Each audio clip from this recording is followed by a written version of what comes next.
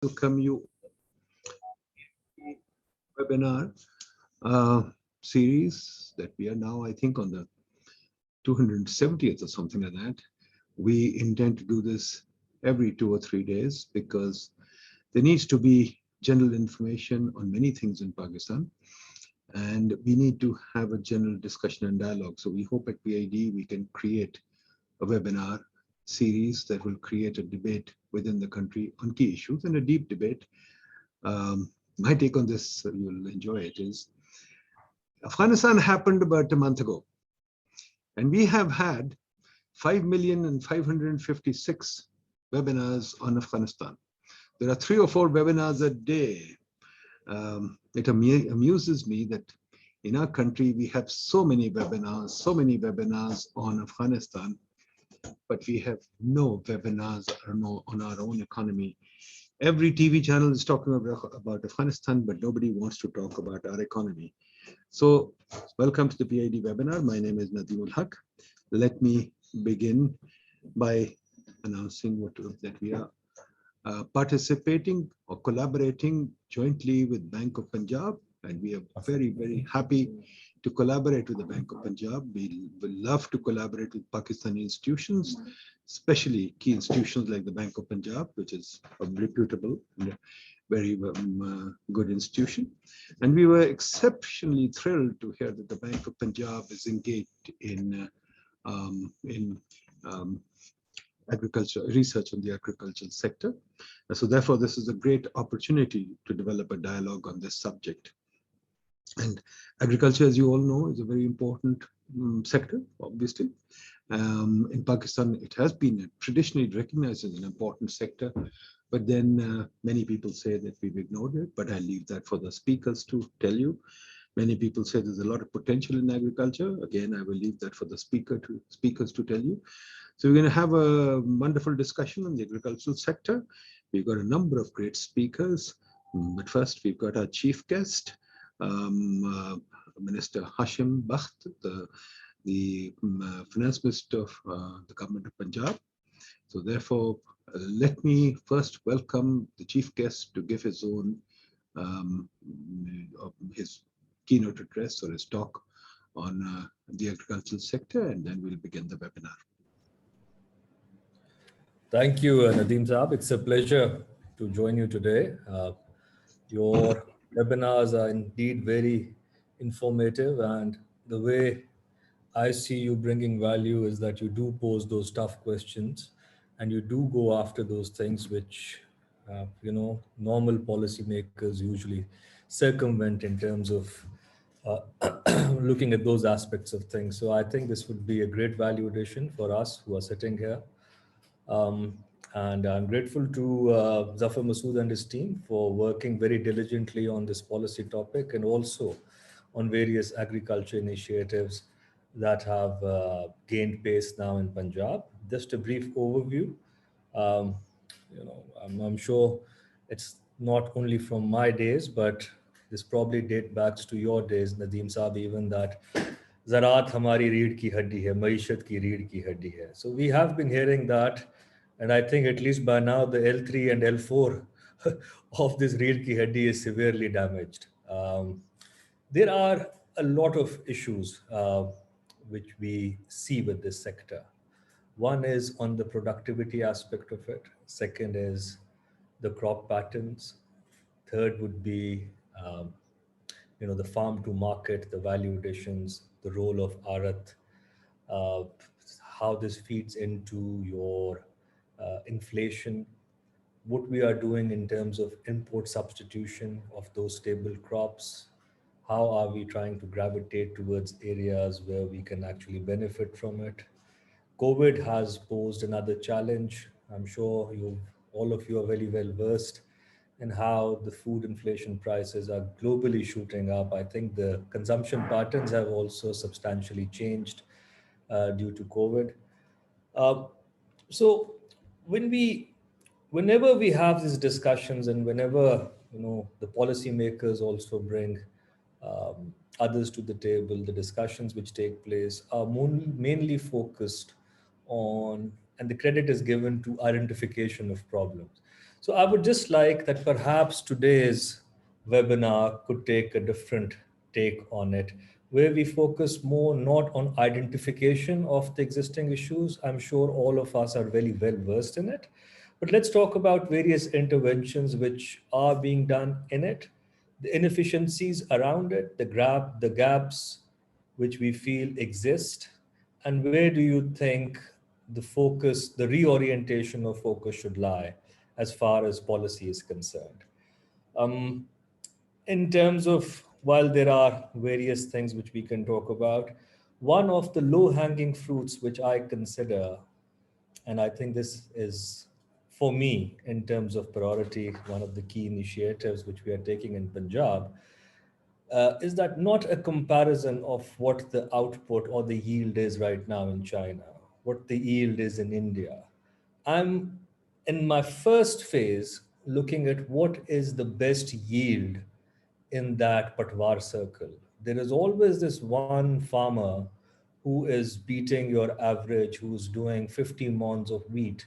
He has the same access to fertilizer.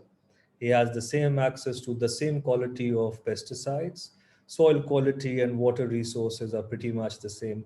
So, what are those farming practices which are making him be an outlier, and how can we replicate those? So, that has led to a focus on extension services, and we're looking to privatize our agriculture extension services. It would be, um, good to tell you that extension services so far are geared towards the number of visits that these individuals do, the agriculture's in extension arm.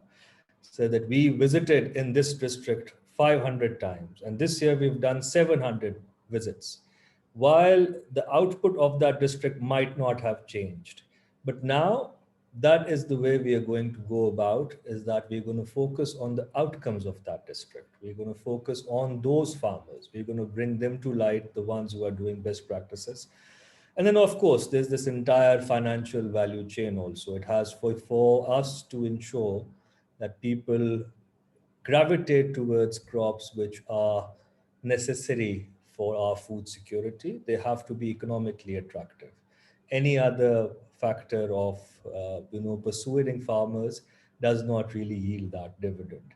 Thirdly, I think the way we are structured in the government also, where we have agriculture department, we have irrigation separately, but just from the Neher, anything onwards that falls under agriculture's water management. Then we have food department, which just looks at one or two of our staple foods, for example, predominantly wheat. These silos also are not taking into consideration how next year would be, how the impact of agriculture forecasting or lack thereof, which has been in the past, how that results in food inflation, what sort of banking lines are required going forward. Anyways, it's something which I feel that the gaps, the disconnect between the various departments of the government also exists, which we are trying to address now in terms of looking at a much more comprehensive spatial view we're taking, so that food department, irrigation, and agriculture are looked at holistically. So with these few comments, I would just like to kickstart this discussion, and I hope that whatever meaningful comes out of it, we are able to translate that into actual policy measures. And I thank you once again for welcoming me here, and I look forward to this webinar. Dr. Nadeem, please unmute yourself, sir. Thank you, Minister Saab. Thank you very much. That was a very good overview of agriculture.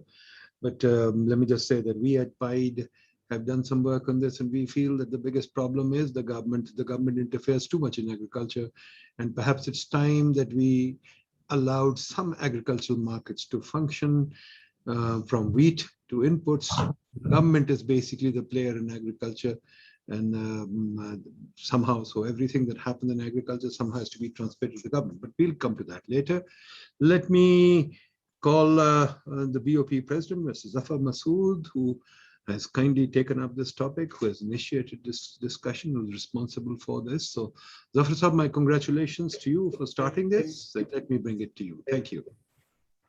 जी बहुत शुक्रिया नदीम साहब, बहुत शुक्रिया finance minister साहब. You know, this is our inaugural webinar for the research program that we've started at Bank of Punjab. And you know, when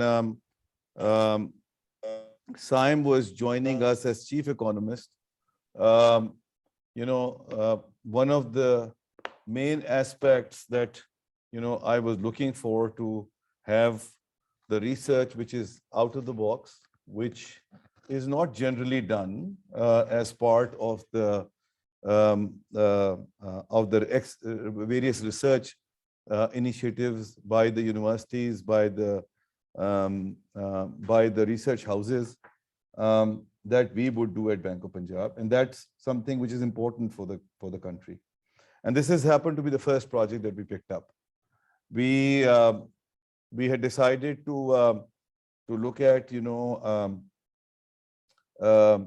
agriculture in a different light, which it deserves to be looked at in an agrarian economy where, you know, there has been a narrative for the last couple of decades that, you know, this that the contribution of agriculture is merely 20%. So why does it matter so much apart from only one aspect, which is the employment aspect? We thought that's important to put things in context and perhaps figure out what is the real impact of it. And I'm extremely encouraged and thankful to you, Dr. Saab, for giving us this platform, for supporting us and giving us you know, this opportunity to work on this and inshallah in the future projects as well.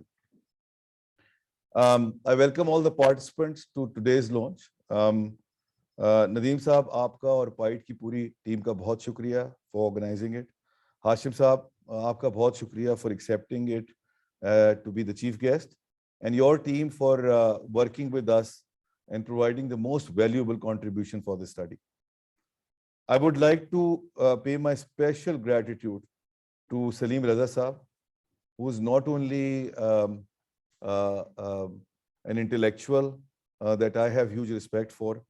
He is also our senior. We've learned a lot from him and learning every day for actually motivating us to undertake the study on this difficult subject. Especially considering the fact that, as I said earlier, there is very limited research available on it. I would like to appreciate the inputs provided by Mr. Kazim Saeed. He and his organization, the Pakistan Agriculture Coalition, is working on the ground with rural communities across Pakistan and had been able to share the realities on the ground with us to come up with the most viable policy recommendation, which I will cover later on, and perhaps Kazim and Sayem and the other authors will also cover it in their piece. I'm very grateful to the Planning Ministry and Mr. Zafar Hassan for taking time to partner with us on this study. Thank you very much. Why did BOP undertake this study? The biggest problem faced by the economy today are high food inflation and a growing import bill and high public debt. In many ways, these problems are linked to low agriculture output, as our farm output has failed to keep pace with the growing population, leading to growing reliance on imported food items. In the last decade, agriculture has been largely neglected. It's in fact last couple of decades. Policymakers have instead focused on growth driven by services and to some extent, the manufacturing sector. This is also true for banks that do not see the agriculture sector as a growth sector and hence limit lending to the sector. It gives me a very heavy heart to share with you that in the last 3 years, loans to agriculture sector are stagnated at 5% of total loans industry-wide. not a satisfying picture at all. We at Bank of Punjab see significant growth potential in agriculture sector and hence have increased lending to agriculture sector and its allied industries by 35% in the last 3 years. But to be honest and fair with you, our base was very small. So this 35% growth doesn't give me, the real satisfaction that I could enjoy by quoting this number. But nevertheless, the point is that we are on that path, and we realize that this is something we need to focus on and make sure that we capitalize on this sort of uncharted territory.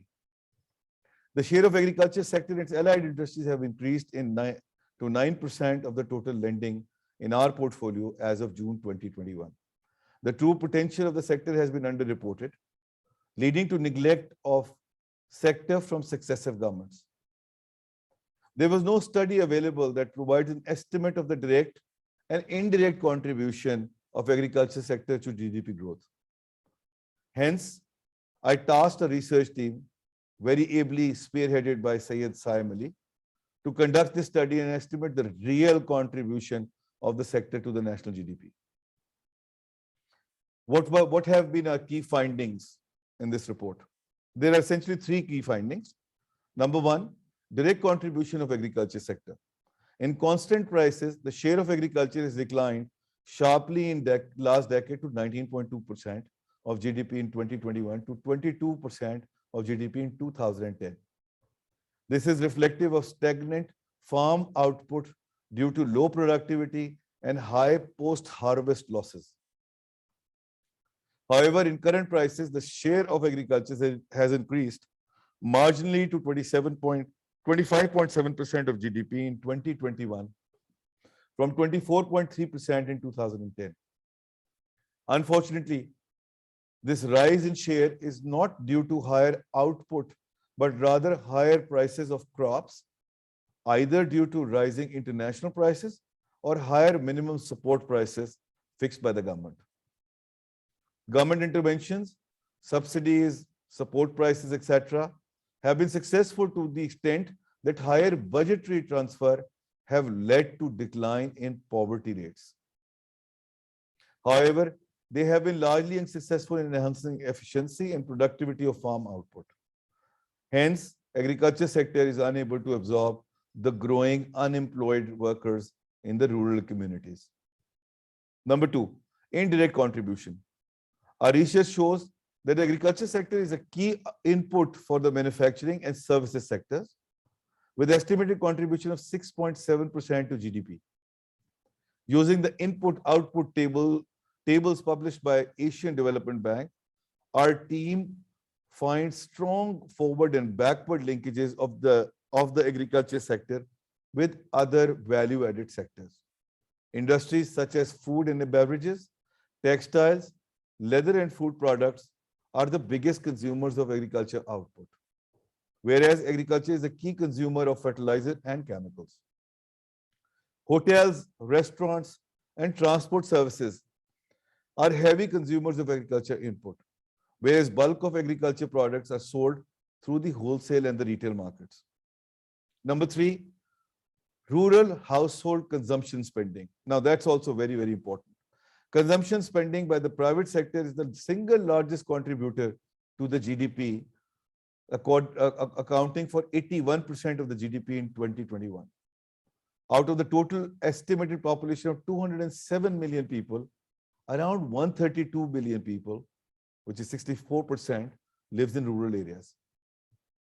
The livelihoods of majority of the population living in rural areas is linked with the agriculture sector and its allied industry services. Based on the households income expenditure survey 2018-19, our team estimated that the total spending of rural households on purchase of goods and services is around 14% of GDP. We can use this proxy for contribution of farm income's contribution to the national GDP. Now, the conclusion of the report. Based on our research analysis, we estimate that the total direct and indirect contribution of agriculture sector is 46.4% of GDP. To my mind, this is the true reflection and the importance of this sector for this agrarian economy, where the manufacturing is predominantly based on the agriculture output. The agriculture sector has a multiplier of 1.8, meaning that for every 100 rupee output produced in agriculture sector, the contribution to national GDP is around 180 rupees.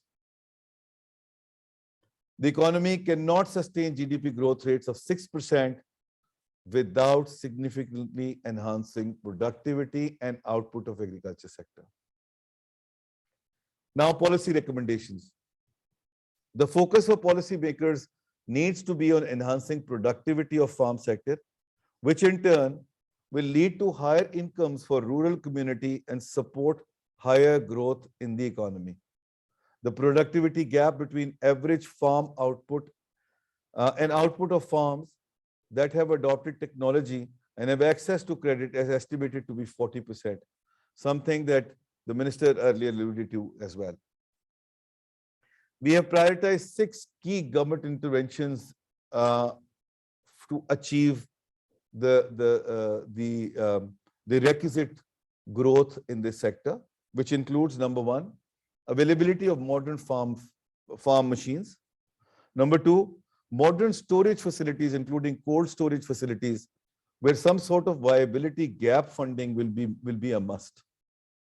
Private-public partnership will be the most viable route structure to follow. And I would like to work with Government of Punjab on this and take this forward as a project in Punjab.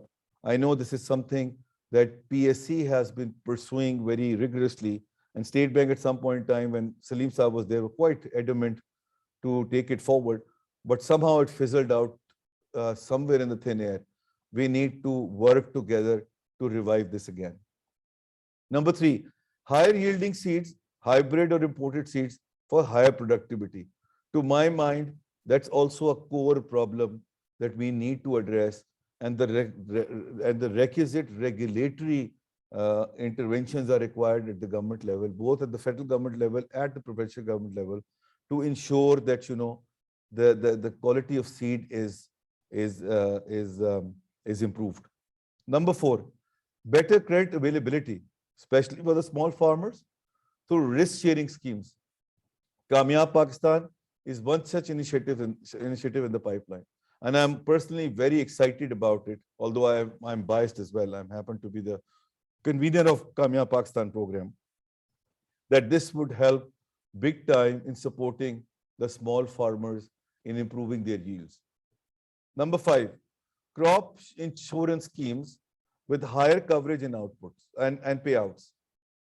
This would require both the restructuring of the existing credit insurance product of SBP and the introduction of yield insurance scheme. Again, something very close to my heart. Yield insurance is something which is very close to my heart, and the cost of the proposition is very high initially, but due to relatively smaller portfolio, of farm credit. And at least initially, the government intervention and support will be essential. Although we, along with a couple of other banks, have decided to launch this as pilot, but the sustainability of this scheme would require a real funding support at the government level. And lastly, a shift to higher yielding crops, fruits, vegetables, etc., will surely boost incomes of small farmers. Nadeem Saab, once again, thank you very much for giving us this opportunity. I'm looking forward to working with you on our future projects as well. We have the next one we're planning to do is on blue economy, and then followed by the bottom-up approach through the schemes like Kamyab Pakistan program and their impact on the economy. So thank you very much for giving us this opportunity, and we're looking forward to having a continuous relationship with you. Shukriya. Zafar Saab, this is absolutely wonderful. I can't tell you how much I appreciate what you've done. I think it's about time that our corporate sector step up to take on activities like yours, to understand the economy of Pakistan, to try and develop new ideas, new approaches, and work with our think tanks and universities. I've often complained that one of the biggest problems is that our corporate sector, especially banks, do not want to use local universities, which is a big issue in Pakistan. Shaukat Tareen and the Prime Minister has also talked about it. So I really, really warmly congratulate you on taking the leadership. You, mashallah, have proven yourself to be a corporate leader in this regard. And this is a great study. We find some very interesting things in there. We'll discuss it later. But let me invite Salim Raza, the former governor of the central bank, well-known policy thinker in this country.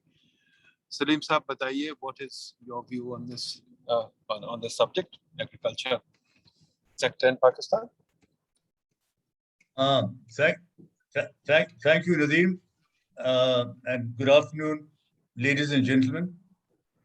Let me commend the Bank of Punjab for preparing the study, which I hope can be can ignite a debate about how, in the relatively short term, over the next 2-3 years, we can revive or boost agriculture to out of its stagnation to sustainable higher levels of growth than it has shown over the last several decades. And that's really the purpose, I think, of this introduction that all the prior speakers have made to the subject. Let's have a discussion. Now, let me just talk about the report briefly. It emphasizes the critical underpinning agriculture provides to our national economy, and it draws attention to the historic causes of very limited progress in production and productivity, and makes practical recommendations, importantly, for new practices, new regulations, incentives necessary for agricultural productivity to accelerate, which, by the way, needs a whole variety of service providers, a service provider industry to support agriculture. And really, if in the end we discuss how we can add wheels and incentives to make the service provider industry real, that would be most helpful. Now, to begin with, as the study shows, the overall growth rate of agriculture, in fact, since 1990 has been about 2.3%, about the same as our population. So zero net growth in farmer per capita. And in this 2.3, livestock has grown at twice the rate of crops. And livestock is now about 60% of GDP. So as Zafar said, if our aim is to achieve a 6% sustainable GDP in the overall economy, that target is absolutely untenable unless we can ramp agriculture up to more or less double what it is now, nearer 5% than the 2.3%. The study also demonstrates that agricultural value added is in many cases muted through diversion of its contribution to the other sectors, manufacturing and services. And if measured more deeply, it may be significantly more than the official 25% on current terms that's been mentioned. Now, how much agriculture is understated, I think it'll vary across the sector. By understatement, I mean the difference between what a farmer gets and what the end product sells at. It's the degree of value added between the farmer's product and the end product that determines whether that value added genuinely belongs to manufacturing or services. Now, as I said, there's a spectrum. So let's take cotton. If 1 pound of cotton goes into making one shirt, so of course the shirt will cost, I don't know, 100 times or 50 times what 1 pound of cotton pays. And much of that, all the value addition that goes into that process genuinely belongs to the manufacturing sector. So you've got ginning, you've got spinning, you've got weaving, you've got bleaching, dyeing, cutting, designing, sewing, and then sale through a departmental store with very high overheads. Now these are all value-added stages, and the this value added generally belongs to the sectors that are producing it. But let's take fruits and vegetables, where what a farmer gets can be a small fraction, or can be a fraction, or significantly less than the market price. And the value added stages, the value added in between picking up a carrot from a farm and bringing it to the market, the value added stages, there is some risk, but the value added stages are really not that much. So that increase in price detracts something, takes away something that the farmer should have gotten. And other things lie within the spectrum of these two examples. So this steady diversion of the farmer's surplus to intermediaries who are not in the farming business themselves, and therefore will not invest back in on the land and in productivity. That leaves the bulk of our farmers, and 90% of our farms are under 12.5 acres, so they're small, leaves the bulk of our farmers unable really to themselves move into better seed and better mechanization, land leveling, experimentation, diversion from this crop to that crop because they're better practices. They really get on into a sustenance mode and stay there. Now, there's no study available really that systematically tries to ascribe on this basis of the value added that should accrue to agriculture in an efficient, well-serviced market versus what happens here. So the value created that is not reflected in agriculture is considerable, and this study actually has, for the first time, attempted an exercise like that. It can be debated, it can be discussed, but they've used input-out, as Zafar mentioned, they've used input-output tables, and they've used backward and forward linkages within intersectoral consumption to make their own estimates. And as Mr. Zafar Masud said, their estimate is that agriculture is nearer the mid 40%, 46, 47%, then the 25% that it appears to be in current terms in our official data. Now,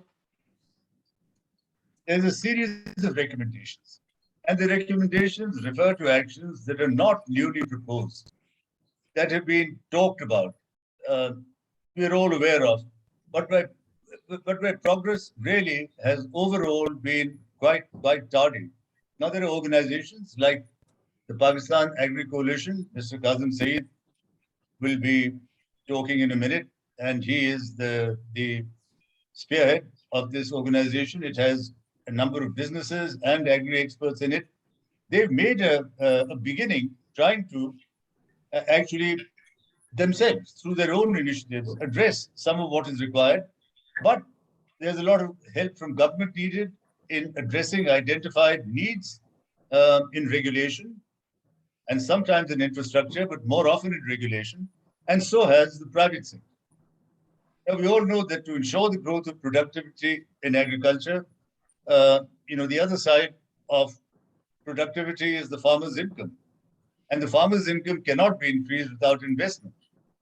Now, so how do we increase the farmer's income? And we all know the farmer's income can increase if he gets credit at standard rates, and then rather through and then buy his inputs and sell his output rather than through a multi-intermediary process, be able to deal with the manufacturers on the input side and get as far up the chain as he can in value on the selling side, on the end buyer side.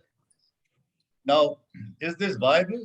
Well, this is the area where service providers come in, and primarily this is something that development banks have helped the agricultural sector to do in many parts of the world.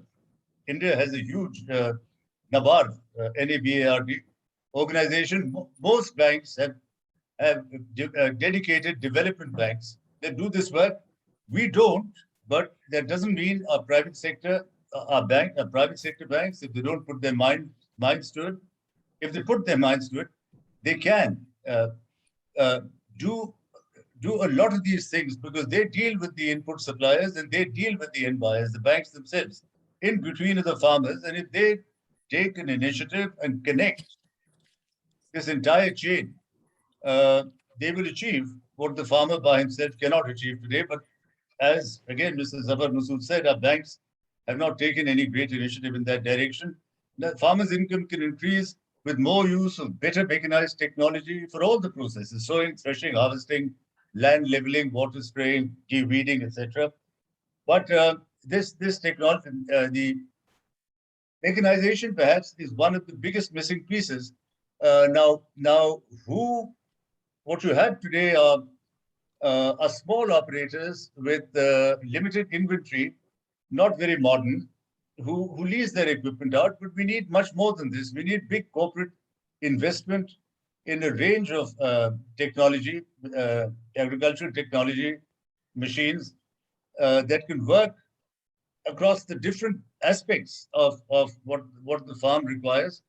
And if the land planning, or the planning where the mechanized work is going to be done, is well executed, you can bring the prices down for usage. You can bring the cost down, and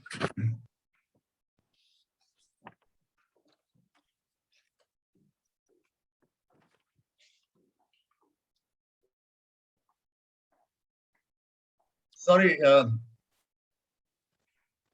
Sir, please carry on, sir.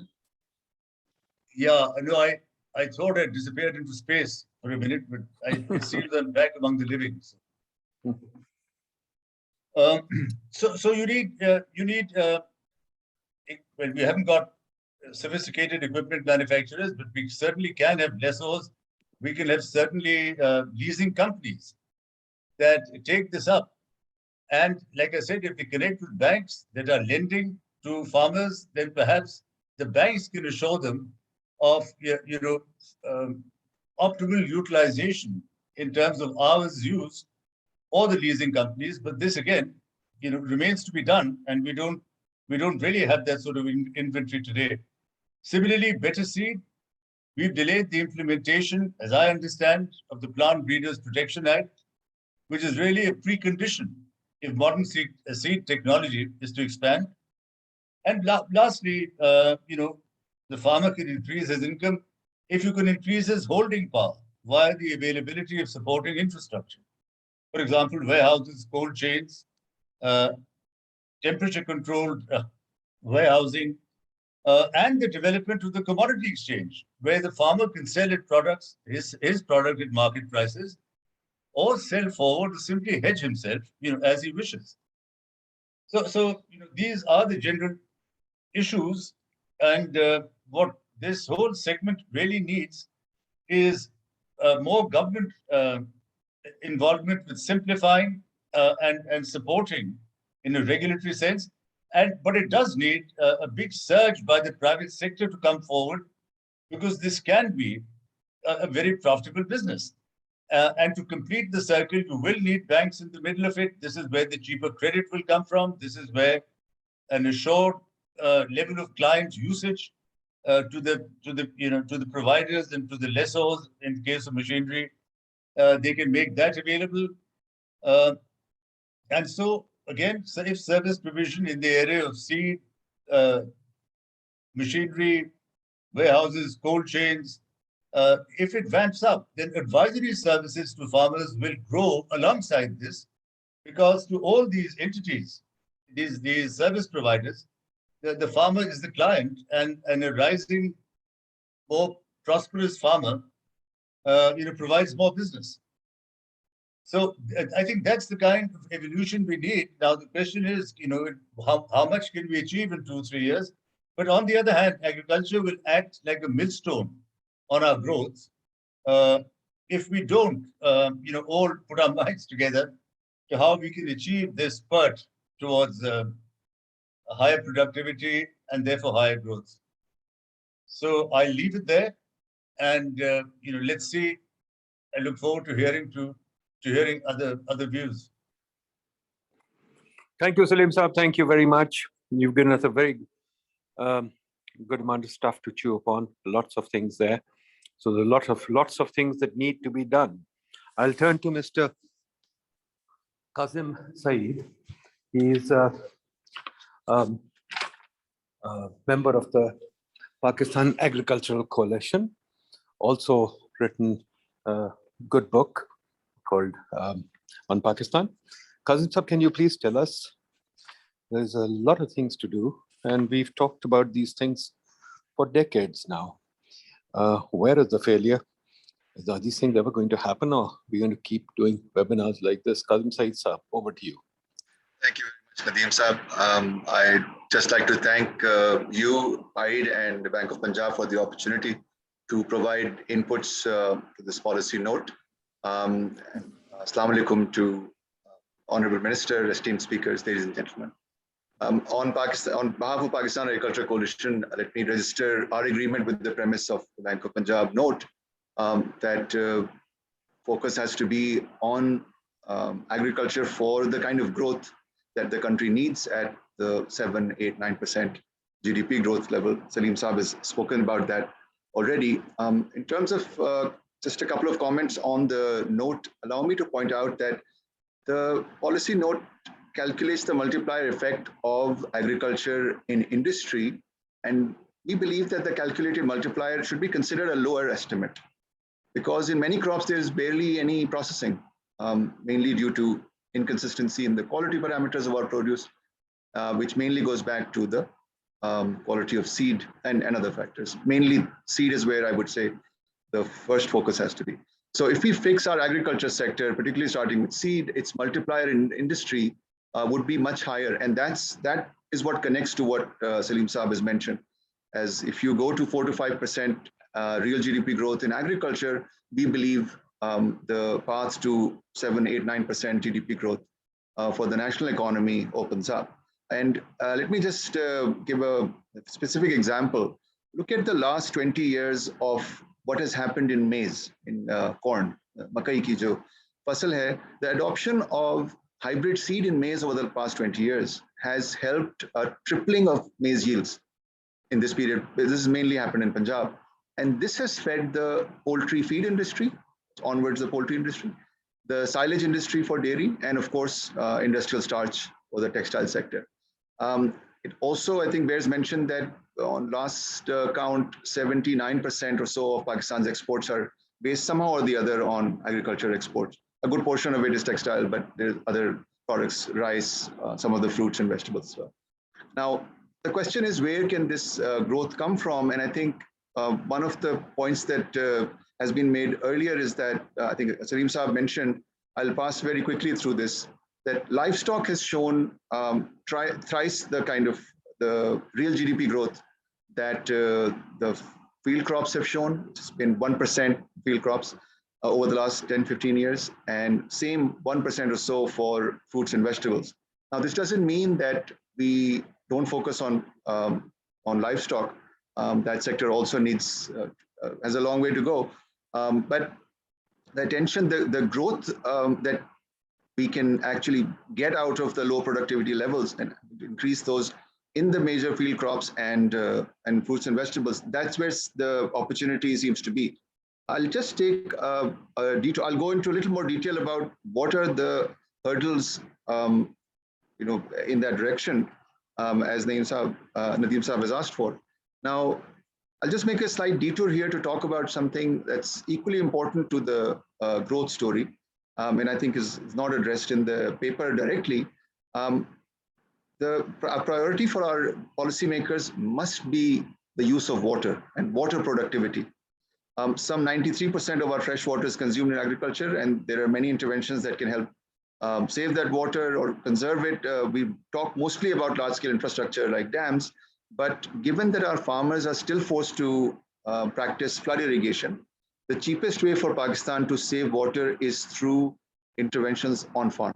And the first one I would recommend is, which is quite widely spread in Punjab, certainly, is laser land leveling. It's needed much more in Sindh because the aquifer under the agricultural acreage in Sindh is brackish, and once whatever water seeps down, it's not coming back through a tube well for most of Sindh. And laser land leveling is a lot less widespread in Sindh than it is in Punjab. Now, let me connect this to the service provider story. And we really believe that the bringing more service providers with their access to capital, with their access to expertise is a path forward, as has been said earlier. But let me just give this sort of practical reality of what are the hurdles there. Now, laser land leveling, it's the cost of a laser land leveler will be in the range of ₹500,000, just rounding up. And the government of Punjab started a very commendable program about 15 years ago, where 50% of that cost was paid for by the government, and any farmer could become a service provider, could pay for half of it, use it for their own farm, and also become a service provider for other farmers. And here I will note Minister Hashim Jamabakh's point about extension services. These laser land levelers, which are 16, 17,000 in Punjab by now, and they worked in the season, they work 24 hours a day nearly. So the productivity of these machines is very high because these private small owners are operating there. These guys have been the conduits of extension services and knowledge to the farmer on this small technology. It's small, but it's you can't do precision agriculture without laser land leveling. So extension services have been brought to farmers, and new knowledge has been brought to farmers through these service providers. This is a very important point when we talk about how new knowledge can reach farmers and stay with them and for them to follow it. Now, take this example, and this model of support has been applied to larger machines for more complex operations such as transplantation, nursery raising and transplantation. That machinery can cost 3 to 5 million rupees. And it is significantly more specialized as a service to offer. You need to really understand the agronomy of that field and the variety of product that's being saved for rice. This is more advanced in rice than other crops. You need to understand the variety and the characteristics of that variety, etc. So transplanters and harvesters for rice paddy are typically expected to do 10 acres per day. And here, another problem that comes up is for farmers to become service providers, 90% of our farms are less than 12.5 acres. So most farmers would only use the machine for one day, and then off they go to other farms to give the service. It's just something, given the cost of the machine, even giving 50% subsidy, that model doesn't work. Now, this is where we can learn from other Asian countries like China, Vietnam, etc., which have millions of smallholder farmers like our country and need higher leads. Salim Saab, aapka mute kar lijiye, please. Now, private service providers please, whoever's not speaking. Right. Private service providers have risen in these countries as well to fill the gap. And this really goes to the heart of what kind of agriculture sector and what kind of agriculture players we need to realize this goal, this haloed 4 to 5% agriculture growth we want to see per annum. So let me go into a little more detail, because just talking about service provider hone chahiye is not enough. So all the models I'm talking about, we have actually built those business models with real commercial players investing in them. So I'll give you a little bit taste of the practical reality. We compared for warehousing service, as Zafar mentioned. We compared what kind of business environment you are facing as a formal sector player in warehousing service for grain, for silo drying and storage of silos, with what you face as a person operating in the informal sector. And we found at least 5 taxes that hit you as a formal sector player. Import duties on machinery for farm machinery as well are going to be higher than what usually very old or machinery declared as scrap that comes in, and there's hardly any import duties to pay there. So if you're bringing a new harvester, there were duties, and we were able to convince the government to reduce those, the federal government to reduce those nearly to zero.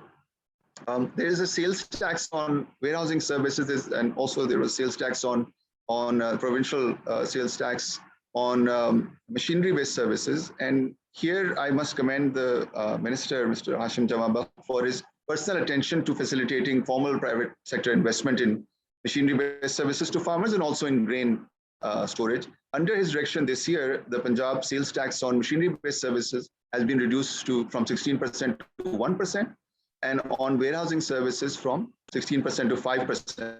And then we have that it can fall further to 1%. So thank you, Minister, for implementing this vision of service providers in agriculture. There is also a withholding tax that applies to you if you are trading commodity on Pakistan Mercantile Exchange. And this has also been removed in the Federal Finance Act this year. These are the monetary sort of hurdles to formal sector business, starting this business and somebody using that service from the formal sector. But there are also non-monetary hurdles, such as for warehousing. One of the major risks that investors have been talking to us about is the threat of government raids on wheat storage as considered hoarding. And that's a deterrent to investment that really needs a mechanism to make sure that this doesn't happen to formal sector investors who are providing service to farmers. Similar cases of large-scale cool chain infrastructure. And it's not viable. Zafar mentioned that there's some viability gap that's needed. Well, we have to ask about whether the business model can be viable even after you get viability gap funding. It requires the kind of addition of additional costs that it will bring to our value chains in fruits and vegetables. That is really can only be absorbed by perhaps 10-15% of the market. So you can't have a large scale or fairly sized cool chain infrastructure without an export focus. And for export, you can't just provide that cool chain infrastructure and tell farmers, why don't you go and export, unless you're offering a guaranteed purchase. Farmer doesn't know who is sitting in China who may be interested in that. Farmer needs guaranteed purchase. And for this, you will need a guaranteed off-taker in an export market. And even with that, somebody has to purchase from the farmer, and then it goes to the guaranteed off-taker in another country. So building these business models, I think it takes that extra effort to imagine how our agriculture sector ought to look, and with these service providers, with these private players coming in the formal sectors. And this brings me to my main point about the vision for growth in agriculture. Our farmers and they need access to the latest technology. We've mentioned seed, farm machinery, modern storage, cool chains, etc., and more. They also need credit, which is quite limited and still limited in agriculture. They need perhaps even more than that, they need crop insurance, which is even more limited than credit in agriculture. So all these technologies I've mentioned, they require capital. And usually they start with equity. I mean, think of this cool chain example I'm talking about. You're going to start with equity first, and then the debt can be attracted. It also requires some specialized expertise.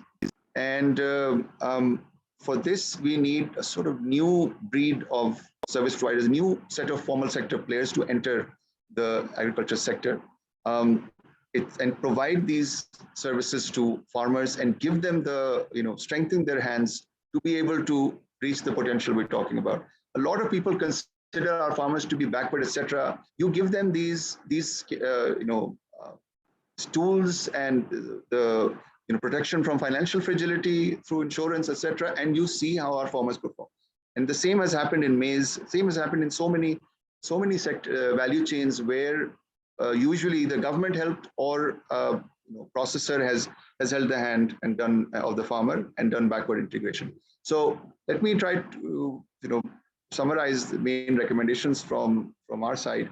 4 to 5% real GDP growth per annum in agriculture is possible. It can take the national growth rate to the levels that are required. This can best be achieved with strategic investments from a new breed of private service providers facilitated by government. And we need to make sure we imagine our sector with these kinds of players in mind so that we can change the dynamic in the sector and we change the behavior in the sector. And these players can bring the access to capital and bring the requisite expertise to help our farmers reach their potential. At Pakistan Agriculture Coalition, we've built scalable models in all the areas I've outlined, and that's where we have attracted formal sector, private investment as well, and we are happy to share our experiences in more detail with you. Thank you, Nadeem Saab. Thank you, everyone. Wonderful, Kazim Saab, wonderful. Thank you very much. Very valuable comments. A lot that can be imagined and thought through, and a lot is imagined and thought through. But yet, the million-dollar question remains, why is it that Pakistan cannot get anything done? And that's a subject that we should continue to focus on, and hopefully we will going forward, because there are a lot of thinking, a lot of stuff. But again, we really don't know the full answers because there are a lot of stuff here that needs reconsideration. So let's move on to Zafar Hassan from the Planning Commission. Zafar Saab. Thank you, sir. I think many insights from Kazim Saab, Salim, Raza Saab. And this paper is, I think, first of its kind because it traced agricultural traces at multi-dimensional areas. And one of the areas, I think other areas will be explained by Sayem and Abedullah, but I'm focusing on its impact upon the poverty reduction. And generally, Pakistan's problem with the poverty is rural in nature. So mainly our poverty in rural area. And we have looked at Pakistan's experience of under different price regimes. In 2007, 8, and 2020, they are exceptional in terms of very high food prices. And one thing is amazing because in 2008, Asian Development Bank had a working paper which said when food inflation is high, then poverty is likely to go up in developing countries like Pakistan. But in 2008 to 11, I think this is the inter-survey period of highest. We had poverty numbers for 2008 and 2011. This was the period when support price of wheat especially. And wheat is not a cash crop, but in at that time from 600 to 900, the support price was raised. And the agriculture deflator was highest. And so there was a substitution from urban income to rural income. So a lot of transfers because of higher agriculture prices to the rural areas. And the result was amazing. According to highest consumption, the consumption went up in 3 years by 68%, according to highest. In national account, private consumption went up by 70%. It means huge, and we are estimating poverty through consumption. So that's why this was the period when poverty went drastically down, and from 7.3 percentage point at national level and 6.5 in urban and 7.6 from rural areas. Wheat has a significant impact. But it is a stable price. But people who are from rural areas knows that when we have a bumper crop, because it responds to price so quickly. In 2008, we had a bumper crop, and then in 2020, again, when prices went up, 2021, we have highest ever wheat crop. And there are many charity around the wheat crop. And not in cash, because it's a not cash crop, but in kind. A lot of wheat is given to the poor, and which enhances consumption. And plus, when farmers' income are going up because of higher prices, they spend a lot. They create a demand, and Sayem has done an analysis for Zafar Masud has highlighted total impact around 44%. And the multiplier effect of overall agriculture. When agriculture prices goes up, then whole economy moves up. But unfortunately, from 2013 to 18, these 5 years, the crop sector just witnessed a growth of 0.1%. So prices remain almost stagnant. Food inflation was low. And in that period, I think the seeds of higher food inflation are sown.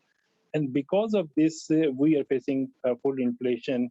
And July, August, for 2 months, we had a import of food group went up from 981 million to 1473 million. It means a huge increase. And just on Twitter, somebody shared in a lighter tone that last year we imported, we spent $4.5 billion on import of food and $5 billion on machinery. So they are coming very close to each other. So, and being an agriculture country, I think we have neglected this sector, and this is the problem. We are facing low productivity and these issues. I think Sayem and Abedullah will highlight in the coming proceeding of this webinar. So poverty and agriculture goes hand in hand, and agriculture has an impact on rural area, but amazingly, it has an impact on urban areas as well.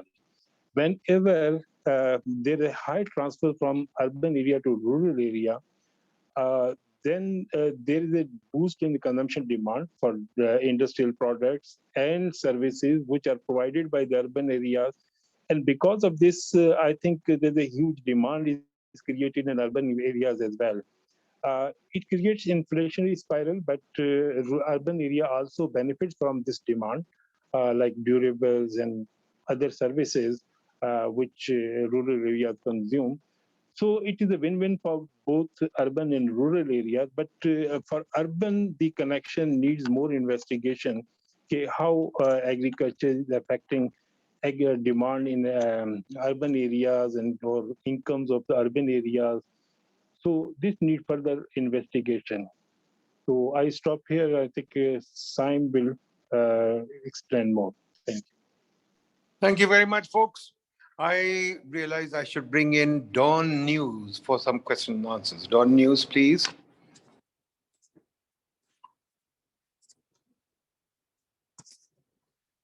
Sir, please unmute yourself, sir.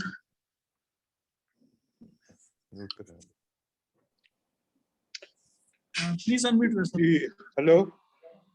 Ji, go ahead.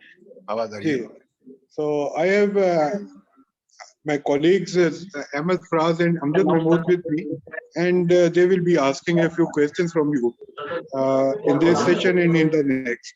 So I hand it over to Mr. Ahmed Faraz.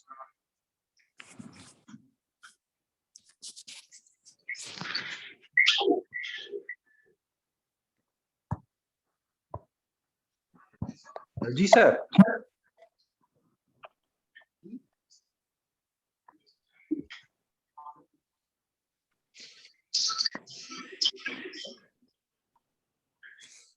जी फराज साहब, आवाज नहीं आ रही फराज साहब। आप mute पे हैं शायद। बस अब अनम्यूट कर लें अपने आप को फराज साहब, सॉरी। अनम्यूट कर लें। जी आ रही है। तो क्वेश्चन असल में वही है कि जो नदीम साहब ने बार बार उठाया है कि फेल्योर कहाँ है और क्यों है। We all know from last almost 7 decades the solution क्या है, but where is the failure? That is the problem. So without analyzing failure, I don't think we can discuss successes or road to successes. In last 7 years, the Punjab has had 3 different agriculture policies. None of them was connected to the ground. None of them was implemented in letter and spirit. Right? And we keep on discussing everything that we need to go for productivity, we need to go for cold storage chain, we need to go for service providers. We all know these things. But problem is that without being disciplined by a policy and without having targets of policy, without having targets of research, without having targets of crop productivity and implementing them as well, we can keep on discussing for next 100 years. So that is my take, Nadeem sir. Anybody, anything else? Anybody else from Dawn?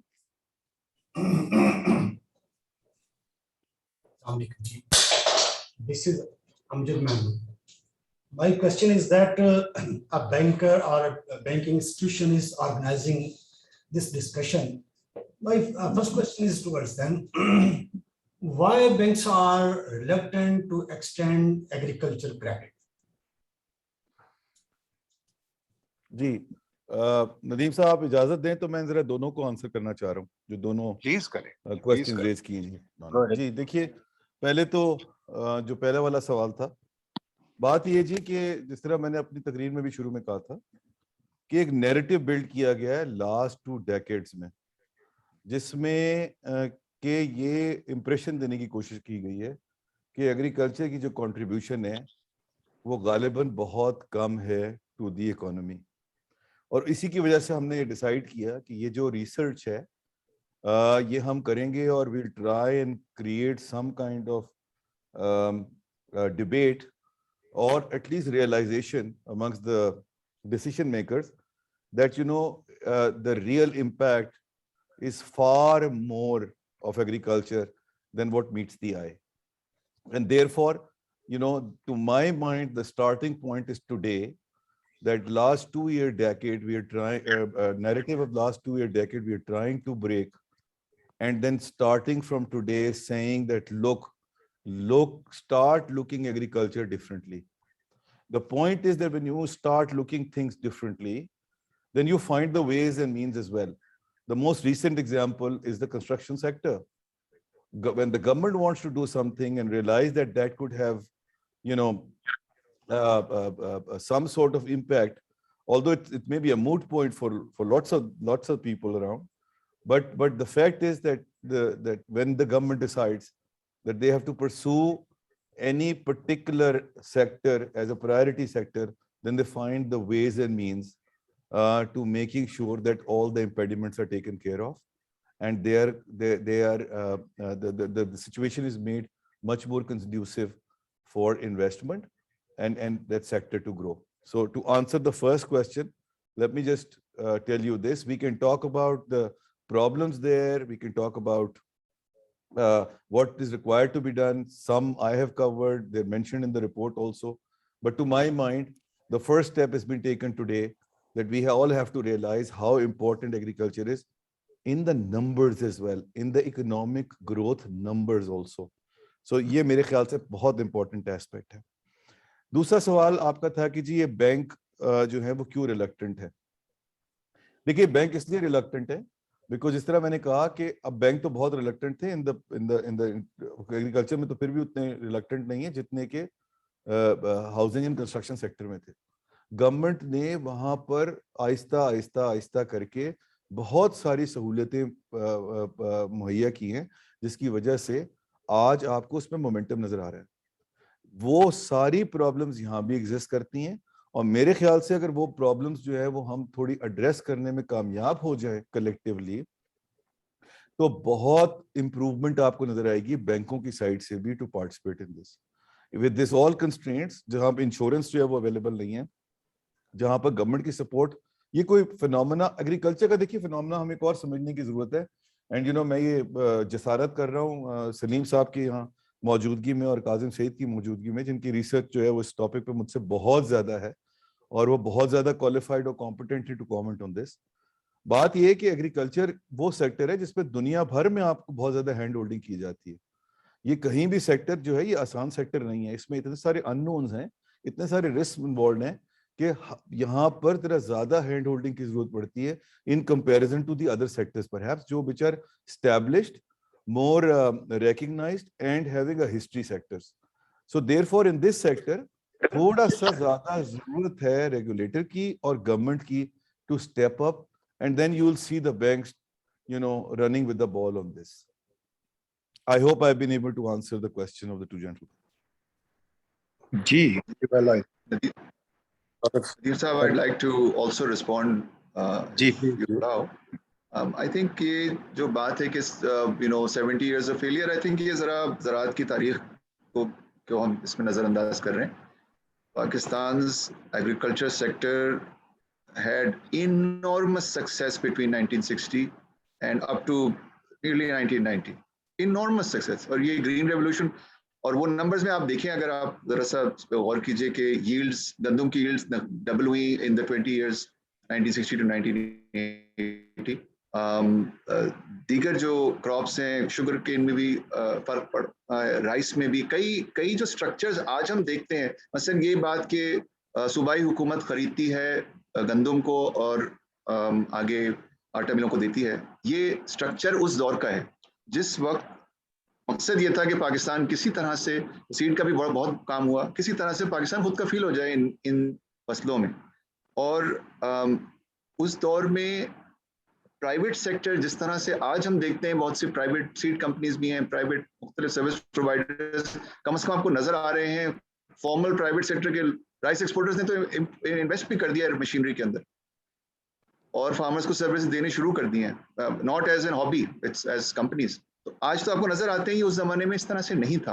तो seed की भी business तकरीबन सारी की सारी government के अंदर, government ही करेगी, गवर्नमेंट ही रिसर्च करेगी, गवर्नमेंट ही उसको बल्कअप करेगी, गवर्नमेंट ही बेचेगी, गवर्नमेंट ही सर्टिफाई करेगी।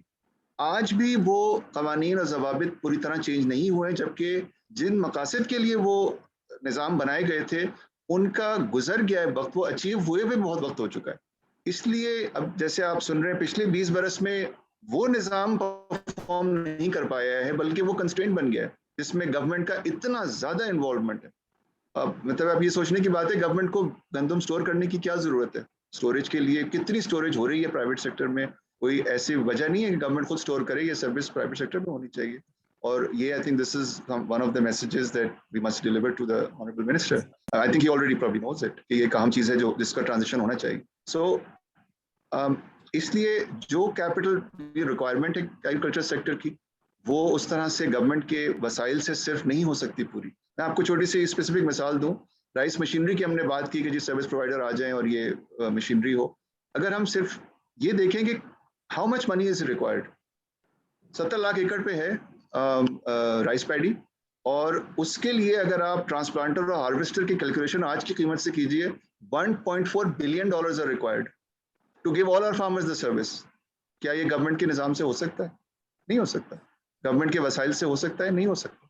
सो गवर्नमेंट इनकरेज कर सकती है, लेकिन ये सारा गवर्नमेंट नहीं कर सकती इसको support. We need that those private service providers, और बहुत से मौजूद हैं। अगर आप जाके देखिए, अगर आप महसूस करते हैं कि biggest brand names of Pakistan in the formal corporate sector are not in agriculture, कोई मसला नहीं। आप जाके अगर देखिएगा एग्रीकल्चर किस तरह से हो रहा है, सर्विस प्रोवाइडर्स हैं मौजूद, क्योंकि वो नीड है और छोटी सतह के प्लेयर्स उसको कर रहे हैं। उनके पास वो स्क्रैप मशीनरी इंपोर्ट करते हैं, कैपिटल रिक्वायरमेंट उनके एक्सेस नहीं होती, और जिस तरह की टेक्निकल न्यू चाहिए वो नहीं होती, लेकिन सर्विस वो किसी तरह से दे रहे हैं। So these ideas are the need of the time. I think I agree with Zafar के गवर्नमेंट की अप्रोच का भी इसमें एक आता है फैक्टर कि that has to shift from what it has been since the 70s and 60s। So I think that's where I'll stop. ये सवाल है ना कि हम क्यों नहीं सक्सीड कर पा रहे, I think इसके जवाब बहुत क्लियर हैं. We just need to make sure government understands. Thank you. Thank you, Ji. Thank you very much. Sayem Saab, would you like to intervene and tell us what you think are the major issues that need to be addressed? Ji, thank you. Firstly, I'd just like to thank all the participants जिन्होंने join किया हमें. I want to thank the experts जिन्होंने हमें guidance दी है for this report. And most importantly, I think the driving force for doing this, undertaking this research is really Zafar Saab himself. Initially, मैं भी थोड़ा सा hesitant था कि is this really a sector जिस पे हमें इतना focus करने की ज़रूरत है? But once we got into it, we started looking into the numbers. तो काफी eye-opening था मेरे लिए भी कि जी the actual contribution जो sector provide कर रहा है to the national GDP is significantly higher, well double of what जो we thought कि about 20% contribution है. Our analysis finds that it's actually much higher, about 45.7%, जिसमें direct impact भी है, जिसमें जो forward backward linkages हैं वो भी included हैं, and then we have also included जो rural household consumption spending है.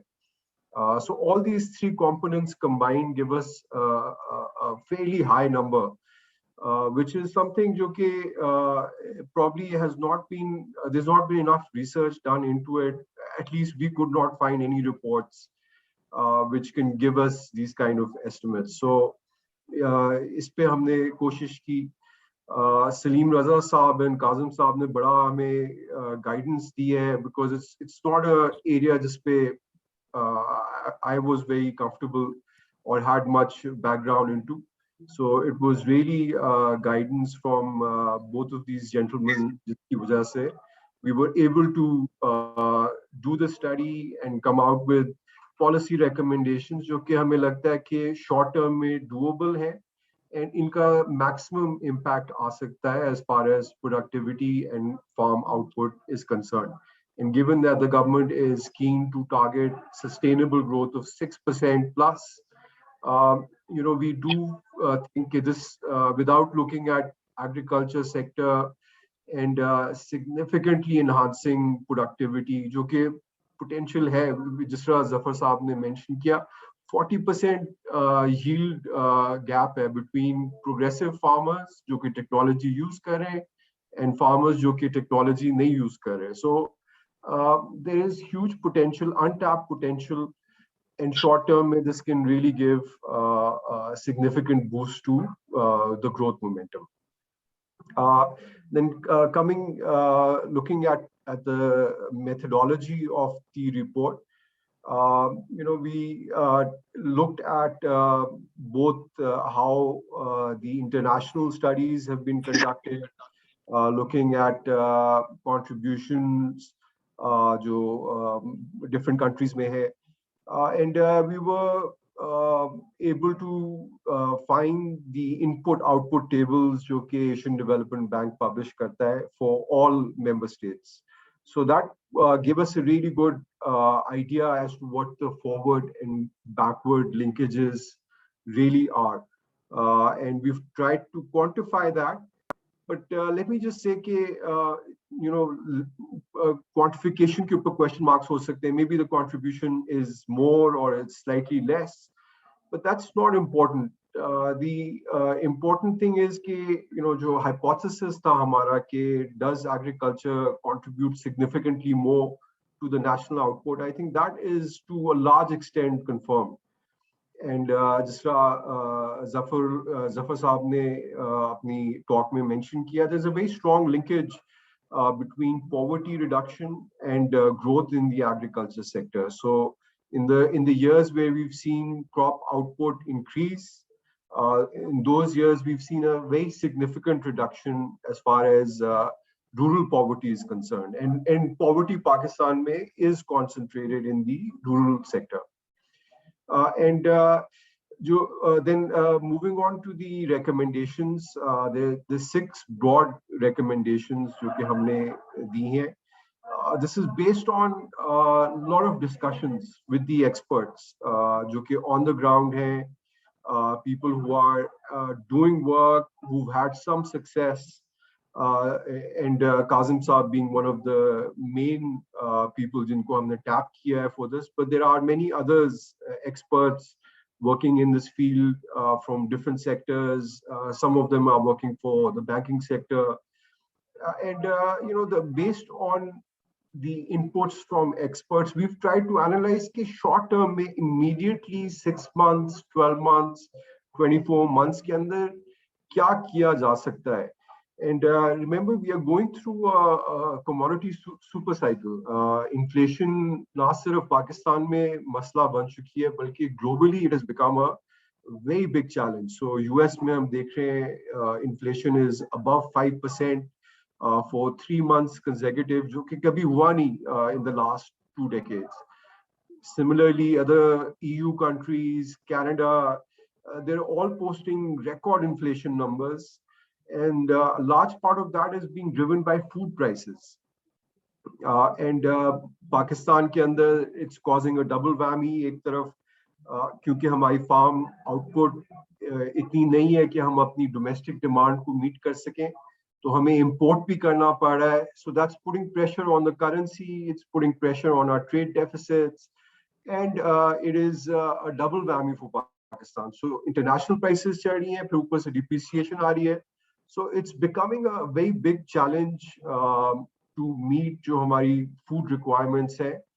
And unless the agriculture sector में हम interventions देखें immediately, this problem is not going to go away. So even in the next 2 years, 3 years, हम देखेंगे कि हमारी reliance on imported food items will continue to grow.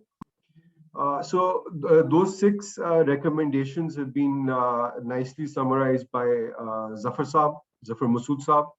And we hope that you get a chance to read our report. ये PIDE की website पे भी upload हो रही है report, and it's also going to be available for all of you on the Bank of Punjab website. So I'll leave it there, and I can see there are lots of questions. So maybe once we've got the hard copy done as well. Ji sir, absolutely. So it will be available in the hard form also. So anybody who is interested in getting a hard copy, please let us know, and we will send you a copy. So we've got Dr. Abedullah, who's a co-author of this report, and he's provided some very interesting insights. So I think let's move to his talk before we conclude today's session. Thank you. Abedullah sir. Yes, sir. Thank you very much, sir. I'm going to talk, sir, about the potential areas to achieve high agriculture growth and way forward. So basically, the title of my presentation basically, and then I'm going to contents of my presentation are as follows. Let me convert it to presentation. Okay. And then first of all, I will talk about the importance of value chain in agriculture sector. Then I will talk about the farm size and land market, how they are linked. Basically, all innovation that we are talking and heavily depends on the farm size basically. And then there is limited availability of certified seed being used in different crops. And I will show in coming slides. There is a yield gap that can easily be, harvest and that gap, because I'm not talking the yield gap with the developed country. I'm talking the yield gap between the average farm size and the progressive farmers or highly managed farmers. So then finally, I will talk about the role of processing in agriculture sector, that how it can contribute to improve the growth. And so this is the general picture of value chain map. Here you can see that in agriculture sector, we are using different inputs, land, seed, water, fertilizer, pesticide, labor, and credit services and managerial capabilities and so on. So then there could be some issues at the production stage, and then in the marketing stage, there are a large number of stakeholders involved, and then infrastructure and quality of transportation also matters, and that could help to reduce the cost of production or increase the cost of production. So you know that in Pakistan, basically, there are a large number of stakeholders involved from farm to the final delivery to the consumer, due to which the cost significantly increases at the consumer end. And you know, finance minister, several times he's talking that food inflation is basically because there are a large number of stakeholders involved, due to which prices increases, and that we must have to decrease it. But the approach they are adopting is quite really inefficient, because they should not intervene in the market. Market should let them work, but they should think that how we can do it. And by establishing by motivating the investment in large mega malls, and who are directly contracting with farmers and doing contract farming, and then directly buying from farmers and selling it to the consumer. And that is one approach, that how we can reduce or eliminate the stakeholders in the marketing channels. And Imtiaz is one of the best examples in Pakistan. I think if we compare the prices at Imtiaz and then Mandi, you will find a very negligible difference.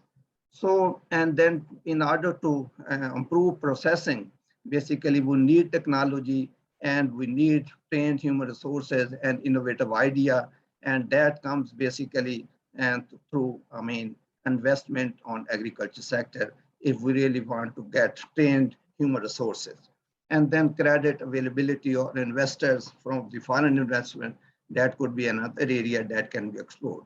Here I will just talk about the land and seed market. Here you can see that over the time from 1960 to, in 2010, the number of small farms look. In 1960, we have 19 million, and which has increased to 64 million.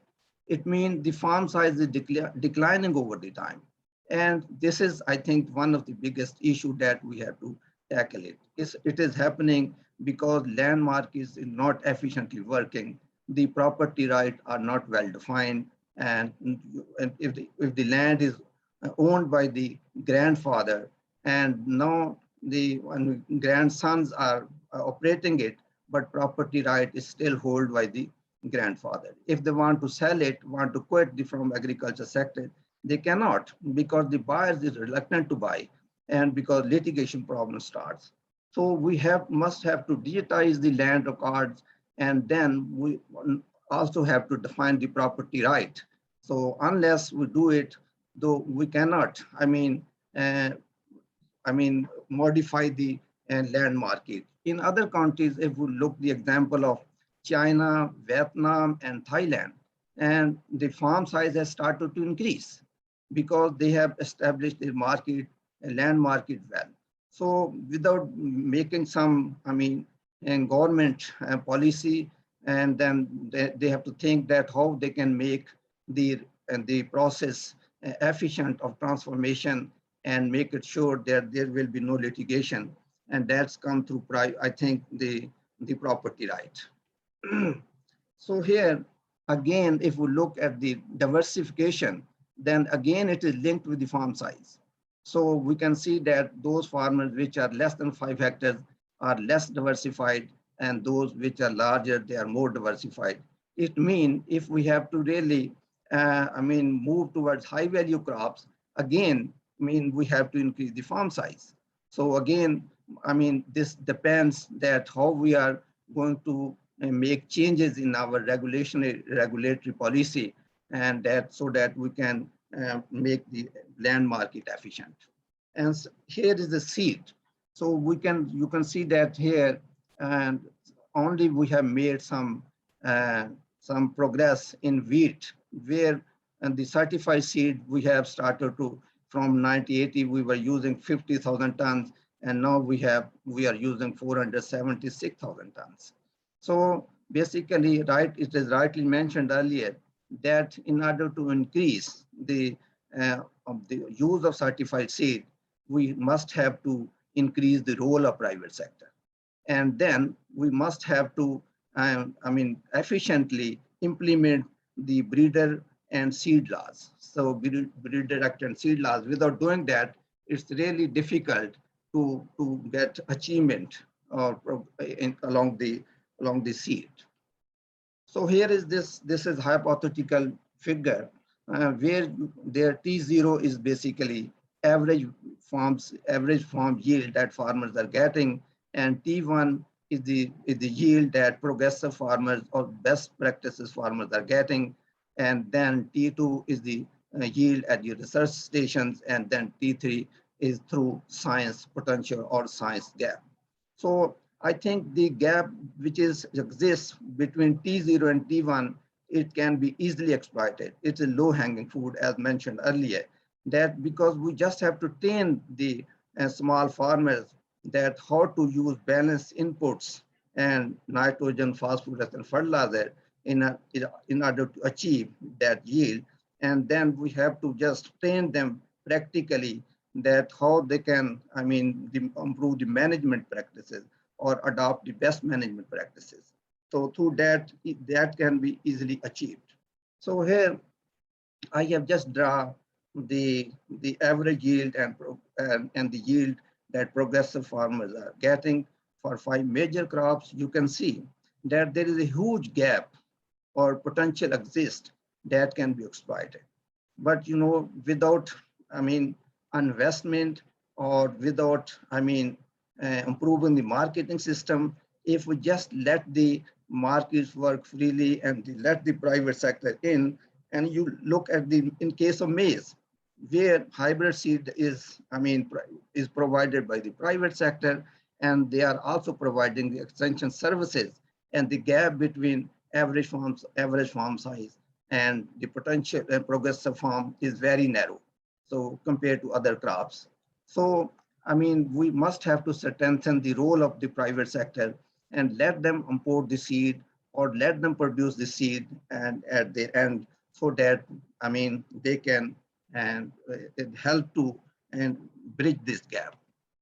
So here, if we just reach the yield of the progressive farmers, so even average farms, so then we are getting, in case of wheat, and 1,280. Yeah, Abedullah sir, zara speed up kar lein thoda sa, please. Thank you. ठीक है, sir. So we are, if we're getting just in 5 major crops, if we're able to achieve the yield at the progressive farmers, then it will add 1,811 billion rupees in the agriculture economy. And similarly, in case of livestock, which is one of the major sector in agriculture sector. So if we able to achieve the yield at the progressive farmers, then it can add another 3,177 billion rupees, which is, equal to 8.7 billion per day. And if we add up all this, it is making 4,987 billion. And the current GDP of agriculture sector is 5,976 billion. It means we can add another 84% of the GDP just from this, achieving the yield of the progressive farmers, which I think is not very difficult. We just make two innovations. And that cannot be achieved, of course, without increasing the investment in agriculture sector. The earlier speaker said that agriculture sector is ignored. Is no doubt at all. Currently, we are spending just 0.18% of agriculture GDP, and which is very, very low. And currently, we are growing almost 67 crops. And there are many high value crops on which there is no single breeder is working. So it means, and we must have to increase the investment on R&D rather than increasing the investment in terms of price support or subsidy. So here I also want to focus a little bit on the processing. So I just compared Pakistan with Thailand, the mango export. We were exporting 86,000 tons of mangoes in 2010, and then we reached up to 97,000 tons. While Thailand Thailand was exporting 147,000 tons, and now they are, exporting 230,000 tons. But next graph, is quite, alarming. And we are fetching the price, international price, $1,044 per ton, while Thailand is getting $2,719 per ton. So this clearly indicate, because they are processing, they are, making dry pulp and making juices, and then they are exporting. But we are exporting mangoes in raw forms. So, that is another area that can be exploited. So, but for that purpose, definitely, currently we are exporting mangoes values 101 million US dollars, while Thailand is exporting equal to 625 million US dollars. So in order to exploit all these areas of need, of course, we need investment.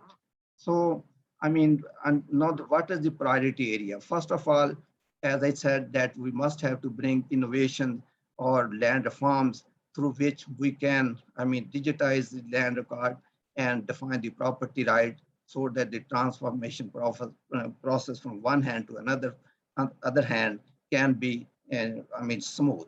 And there should be no litigation that can help to increase the farm size over time. And then we must have to increase investment on R&D.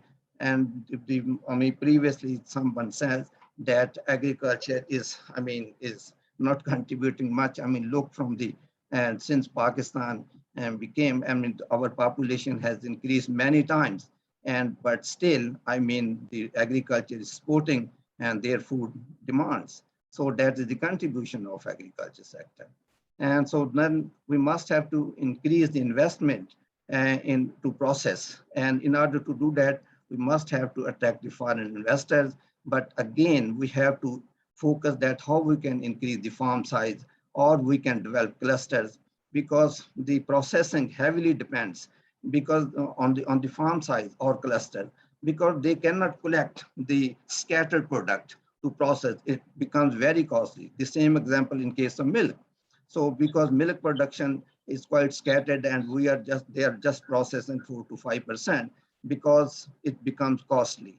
So we must have to develop clusters, or we have to think that how we can increase the farm size. Thank you very much. Thank you, Abedullah sir. Thank you very much. Okay, folks, we have gone through our speakers now. We have a lot of information, probably more that we can absorb. I would like to bring in the Dawn group again to ask questions. We'll move on from there. Dawn group. Can you hear me? Dee, go ahead. Nadeem, I don't know दोस्तों को कहाँ से जो interpret जैसे उन्होंने मेरा पहला question किया है, मेरा क्वेश्चन एक सिंपल था कि हम जो हाई एफिशिएंसी इरिगेशन है, फॉर एग्जांपल पिछले हम 20 साल से बातें कर रहे हैं, 25 साल से, वो जमीन से कनेक्ट क्यों नहीं हुई, हमने उसमें से कितना बचाया है, क्या फर्क पड़ा है, हमें वो शायद देखने की जरूरत है अगला स्टेप लेने से पहले। या कोल्ड स्टोरेज की बातें हम पिछले 30 साल से सुन रहे हैं, नहीं हो सकी, क्यों नहीं हो सकी, ये देखने की शायद जरूरत है। जहां तक पंजाब बैंक का इनिशिएटिव है कि इस एग्रीकल्चर को हमें नए पर्सपेक्टिव में देखने की जरूरत है, नए नंबर से इंटरप्रेट करने की जरूरत है, दैट इज रिस्पेक्टेबल। वो हम मेरे लिए भी नई चीज है, ठीक है जी। 45% जो है जैसे फरमाया जा रहा है, वो मतलब एक बड़ी कंट्रीब्यूशन है, उसको एक नई चीजों से देखने की जरूरत है। But my point was and still is कि हमें जितनी बातें हमने की हैं, ये बातें हम रोज सुनते हैं, करते हैं, लेकिन इनकी फेलियर कहाँ है, ये क्यों नहीं हो सकी इस मुल्क में अभी तक, वो शायद देखने की जरूरत है। उसमें क्या हमारा ऐसा है जो हमें किसी इन्वेस्टमेंट के काबिल नहीं, बहुत पुरानी है, हो रहा है शायद घूम के पता नहीं है भी के लिए। Okay. Anybody else, जी? Anybody else? जी, मैं एक दो क्वेश्चन मेरे भी हैं। इसमें सबसे पहले तो यह है कि इसमें जो बेसिक क्वेश्चन बनता है कि रिलायबिलिटी ऑफ डाटा। हमारा डाटा ही अक्सर सूरतों में देखा गया, हम जब भी अपने पेपर की रिपोर्ट करते रहते हैं, वो एक डिपार्टमेंट का दूसरे डिपार्टमेंट के साथ, फेडरल गवर्नमेंट का प्रोविंशियल गवर्नमेंट के साथ मैच नहीं करता। मैं अभी एक कपल ऑफ ईयर्स को एक मिसाल देता हूँ छोटी सी। पीबीएस ने फेडरल अपना जो है इदारा है इसका, इसमें स्टैटिस्टिक्स जो देखता है, उसने पंजाब में लाइफ स्टॉक का फिगर रिपोर्ट किया 8 करोड़ 79 मिलियन प्लस समथिंग, तो 8 करोड़ बन गया। तो लेकिन पंजाब ने अपना उसके बाद उस पर सर्वे किया यहाँ पे, तो उन्होंने उसे किया तकरीबन 5 करोड़ के करीब लाए। ऑलमोस्ट 40% के करीब उन्होंने कट लगाया जो फेडरल गवर्नमेंट रिपोर्ट करती है number of life stock Punjab में। तो जिस सेक्टर में भी जाते हैं वो इसी तरह के इश्यूज मिलते हैं हमारे पास। इवन वाटर सप्लाई में देख लीजिए, इरसा का डाटा कुछ और क्लेम कर रहा होता है, सिंध गवर्नमेंट या पंजाब गवर्नमेंट कुछ और क्लेम कर रही होती है। तो ये चीजें हैं कि उसकी इन्हीं की बेस के ऊपर आपने कोई पॉलिसी बनानी है जो डाटा की बेस पे, वो डाटा ही हमारा लाइबल नहीं है, वो कंट्रोवर्शियल है, number 1।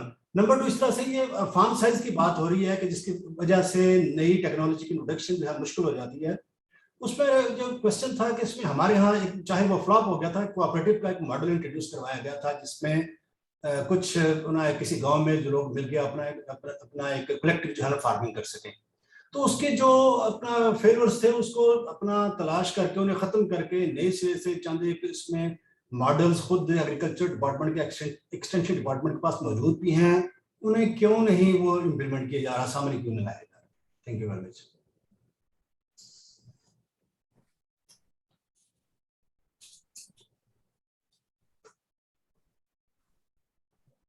Let me try to answer some of those questions. Ek second, ji, can I come back to you? I'm sorry, I don't know what happened. I'll come back to you in a minute. Let me just quickly get some more questions from the audience. so that you can answer these questions at one time. So please note the questions. I'll come back to you. I'll take the dark hand first. Amber Dar. Ji, Assalamu alaikum, Nadeem Saab. Really interesting presentations. I've lots of food for thought. I've really picked up a lot of. अपने आप को introduce भी कर लें जी, so people know you. Ji, my name is Amber Dar. I used to practice law in Pakistan. I'm a barrister, but now I live in the UK. I am an academic. I teach at the University College of London. My area of research is competition law, but I also look at food supply chains and how competition law affects the food supply chains. So remember, I urge you to get in touch with PIDE. We must put you on a roll. Okay. Yes, absolutely. Thank you. Absolutely. So my question really is for Salim Saab and for Kazim. Also, Salim Saab, really a pleasure to see you here after many years now. So what I'm interested in is to find out कि आपने इसका कोई buyer side analysis किया है, that the companies rather who are buying from the farmers, what kind of policies and practices they're engaging in, and is that somehow suppressing the price that is paid to the farmers as well, which in turn affects their status, their livelihood, their ability to meet their requirements. Abedullah Saab ne ek baat ki which I thought was quite on point.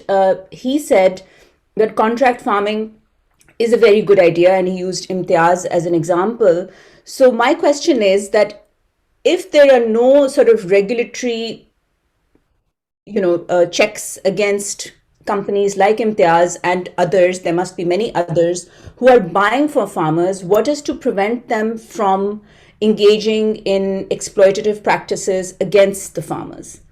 So whilst we are opening up contract farming and positioning it as a desirable way forward, is there regulatory infrastructure to actually manage the practices of these multinationals? Because ये तो government supported नहीं होंगी, ये तो market में आ जाएंगी. And yes, market practices are good, but we don't have an effective, if I may say that, we don't have an effective competition regulator in the country that can actually see कि ये लोग exploit तो नहीं कर रहे अपनी practices को. So my question, just to end this question. So my question is twofold. What is the extent of analysis we've done on the buyer side to understand how they're interfacing with the farmers? And secondly, is there a mapping of the regulatory infrastructure, not just the regulatory infrastructure that manages the agricultural side of things, but also of the companies that are buying from the farmers? Very good, Ji. Nihal? White hand now. I hope I'm audible. I was having some network connectivity. Anyways, I'll try and make this quick. Some of the speakers mentioned that, I think it was Mr. Sayem, he mentioned that there needs to be a need to address short-term solutions that could probably be addressed in the next 6 months or or in a 1-year time period. But the problem is that the agriculture sector and agriculture in general is not a quick responder. Agriculture is a slow responder, and to expect that if we will implement some solutions today and will reap a benefit in 6 months or 1 year, it's a fallacy and it's akin to fooling ourselves. It is simply not possible, and it's just not how the agriculture sector works. And this is part of the problem that has plagued the agriculture sector over the last many decades, that we expect that every year we'll create a new policy, every year a new government will come, or a new minister will come, or whoever will come and say, okay, no, this year we're going to try it this way, and then see how it goes for that 1 year, and then a year later we'll see if it works. But that's not how it works.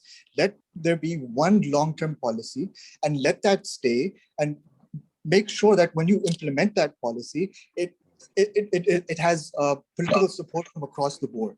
Great. Number one. Number two, one of the speakers also mentioned that there's a need to allow the import of better seeds? Absolutely. I'm sorry, I forgot to introduce myself in the beginning. My name is Nihal, and I work as a research assistant for economics at the Agriculture University in Rawalpindi. And I also have a small seed startup where I was trying to import highly productive strawberry seeds from the United States and Spain. And I applied for a 25,000 plant permit, import permit in May. It is now September, and the DPP, which issues import permits, said to me that they can only allow 50 plants. I asked for 25,000 plants so I can test for 2 years and satisfy Pakistani law and the DPP that this variety is tenable in Pakistan and it has potential to increase on-farm incomes and increase agricultural productivity. But when there's bureaucracy like this, which says that you can import 50 plants and not 25,000. It is beyond me that how we can even think of addressing the problems of the agriculture sector when the bureaucracy at managing the agriculture sector in the government is possibly in the Stone Age or even or maybe not even there, because I simply could not gauge how this was possible. Lastly, one of the speakers also mentioned that to mechanize all the paddy fields in Pakistan, you need $1.4 billion. I was personally just part of a study that we did with the University of Agriculture, Faisalabad, and we just concluded this 4 days ago. And this was a month-long, very intensive study. And the point of the study was, if we wanted to bring on-farm technology availability and machinery availability at par with the developed world, that would mean having the per acre horsepower at 2.5, which is almost at par with the developed world. We need, and this is for 50,000 acres apiece. So one center would serve 50,000 acres. We need close to $60 million. So let's not say that, okay, we need someone to invest $1.4 billion because simply nobody has $1.4 billion in Pakistan to invest. Okay. But I'm sure there's a lot of banks and there's a lot of people who would be willing to invest just $60 million for 50,000 acres, and we would be able to bring at par our on-farm machinery availability and technology availability at par with the developed world. And this would certainly address a lot of the productivity issues, regardless of what the farm size is. Because thank you, Nihal. I think everybody's got your point. Thank you. Thank you. Hassan Rasool sir.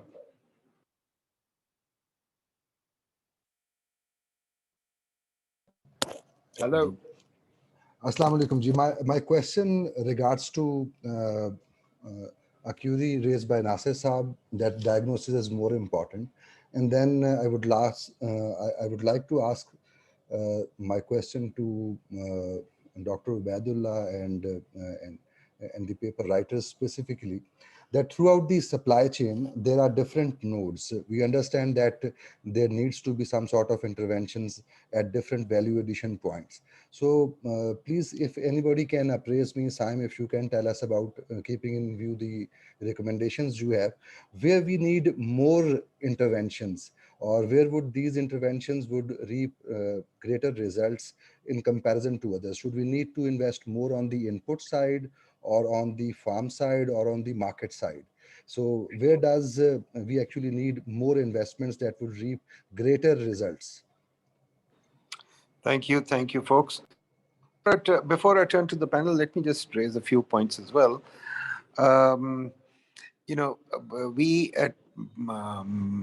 had a meeting yesterday with the chief statistician, the new chief statistician, and we've had many meetings with other statisticians, especially, for example, Asif Bajwa is working with us, who used to be the former chief statistician. I think data is a big issue, as some people raised, but there's a bigger issue on agriculture in general on data, which we should think about. It is a serious issue and needs to be addressed, and Karachi in particular is addressed in the last census, which is why the last census has remained in abeyance, that the definition of urban used in our census is all wrong. For example, in Islamabad, Chak Shahzad, Bani Gala, where the Prime Minister lives, is rural. And similarly, DHA in Lahore is rural. So we have to get our definitions right on urban and rural, because it's totally misleading. Raza Ali in Lahore has done a satellite data analysis, not now, but in 2012. And he reached the conclusion that 70% of Pakistan is urban. Newer satellite analysis that we are doing shows that Pakistan is very predominantly urban. That rural population is shrinking rapidly, area is still there, but it's shrinking rapidly.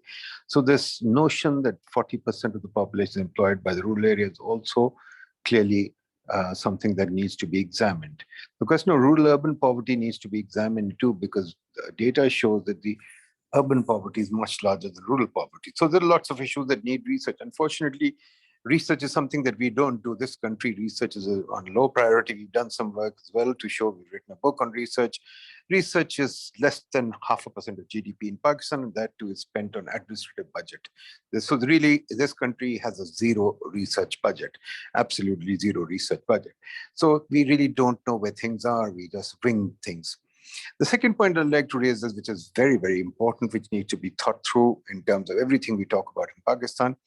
We raise the issue, we should do. I don't know who this we is, because the government certainly is incapable of doing anything beyond Islamabad.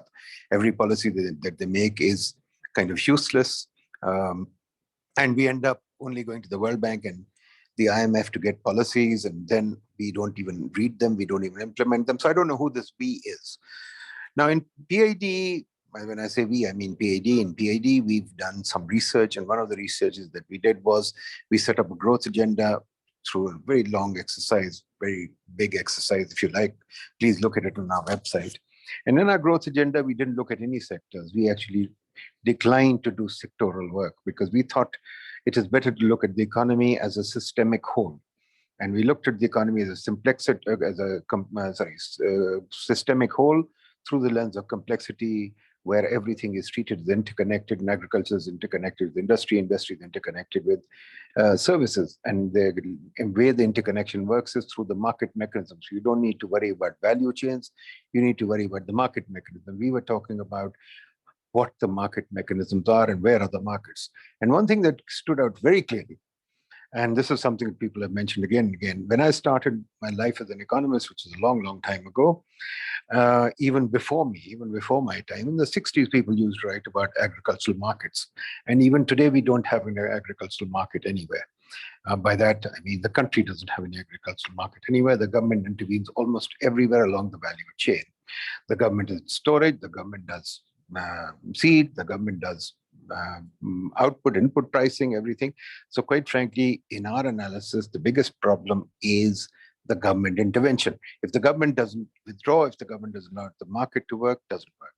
The final point that I'd like to raise is, because there's a lot more to say, but I'll just say this, that Salim Raza mentioned the commodities exchange. We want to talk about the commodities exchange as part of the market. PIDE is doing a big study on the commodities exchange. But the final point I'd like to raise is that agriculture is one sector. First of all, development economics begins with agriculture and says that development takes place when rural-urban migration takes place. Through history, when England developed, there was a question of rural-urban migration. Everybody came to the slums of London, and there was an enclosure movement where England consolidated its farms and developed. In Pakistan, we are fragmenting our farms further, and then we are trying to wing it by saying, hey, put in machinery, levelers, etc. No. Don't we need, I'd like to ask the panel this question, two questions. What about the role of markets? Is it not a market solution? Should the government not get out? Two, what about the role of land consolidation? Without land consolidation, I don't think there can be any agricultural productivity.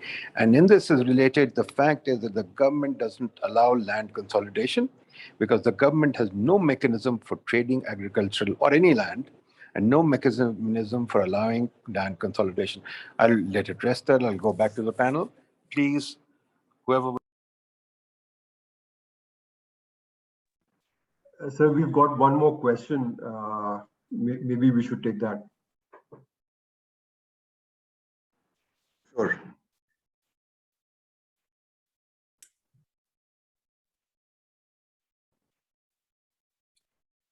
So we've got two questions. Please go ahead. Thank you, people guys. who raised their hands. Yes. Hari Lohana, kindly ask your question. Thank you very much. Thank you, Dr. Nadeem Saab and other speakers. This is Hari Lohan from Bath, UK. I'm an economist. My main question with the speakers is, as Dr. Nadeem Saab also pointed out about the government's intervention, my question is, can we say the main failure, it is government's public policy to recognize the role of agriculture? As Dr. Saab said, government intervenes lot, invests less. आप अगर देखेंगे, 3 areas we are spending one of the lowest research and development on agriculture, whether it is on the input policy or the output, then inconsistency in the agriculture policy. So I would suggest that, can we explore that question? Is there any consistency in agriculture policy in the different governments? Let us take example now, the wheat policy. Just 2 days before, it is announced that issue price has been increased. So my again question is how it will affect on the food inflation and the wheat prices. So my suggestion to the speakers is, can we explore how to make consistency in policies, particularly in agriculture, to be carried out with other governments as well? Thank you. Huda ji, Huda re-energy. Huda, has Huda gone? Hello, sir. Am I audible? You are audible now. Ji. Assalamu alaikum, sir, and always a pleasure. My name is Huda Najib Looney. I am a research economist at Energia. Okay, so I tuned into this discussion. I think it's always a pleasure listening in, right?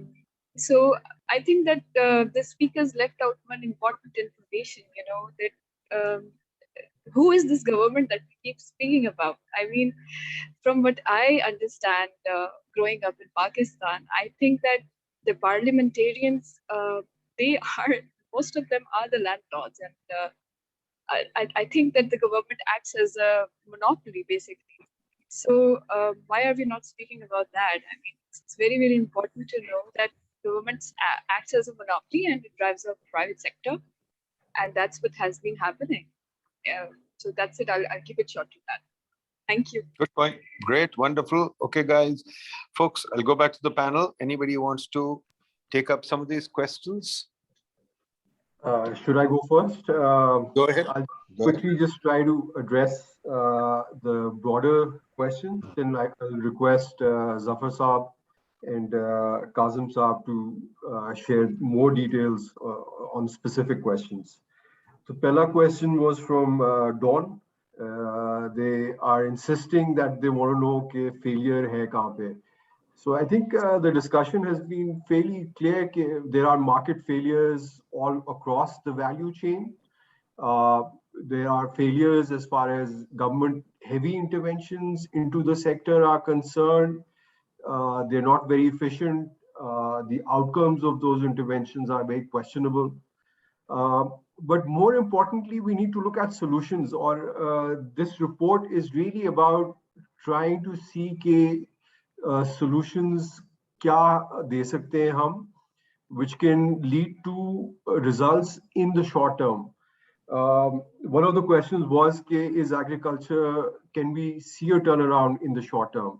And the answer is yes. I mean, this is one sector, there's a crop cycle every 6 months. So if anything, we could potentially see a stronger short-term turnaround within the sector than we could do with capital-intensive manufacturing processes. Jisme financial closure to actually setting up the plant and getting things working, uska time lag is much more versus the agriculture sector.